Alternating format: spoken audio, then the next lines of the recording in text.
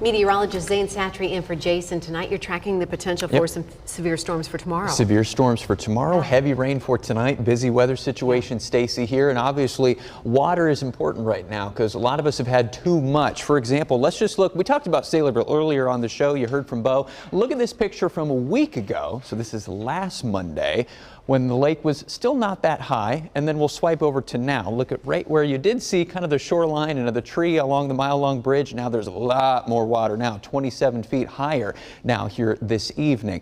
Now that's going to be a factor, right? We talked about the crest forecast, or the peak level of the lake's going to be higher now because we're factoring in all that rain as we get into that 24-hour window that's coming. Heavy rain tonight.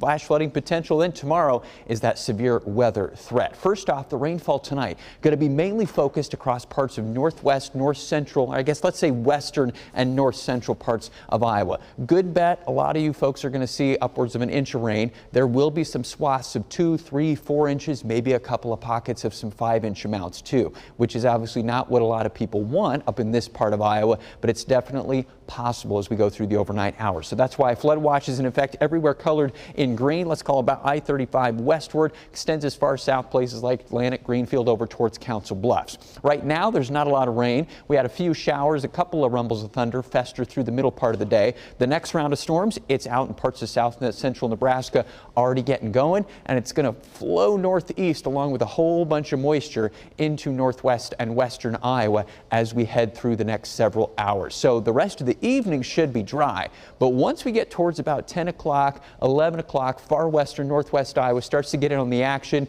Midnight onward, definitely.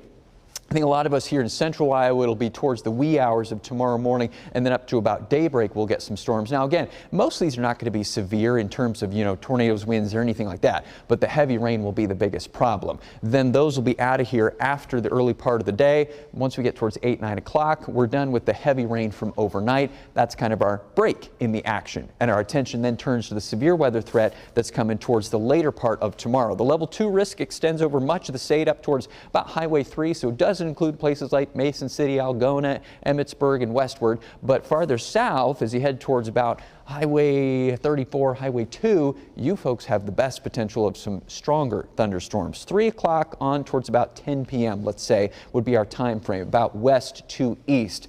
The earliest to the west, latest to the east. Winds the highest threat. Tornadoes are possible. I don't think the conditions are right for those to be widespread or strong or long-lasting tornadoes, but spin-ups, there is the potential of those. So we'll head through the middle of the afternoon tomorrow. 1, 2 p.m., we're starting to see storms refire. Those get their act together, strengthen and organize as we head towards the early part of the evening. We're now to 4, 5, maybe 6 o'clock.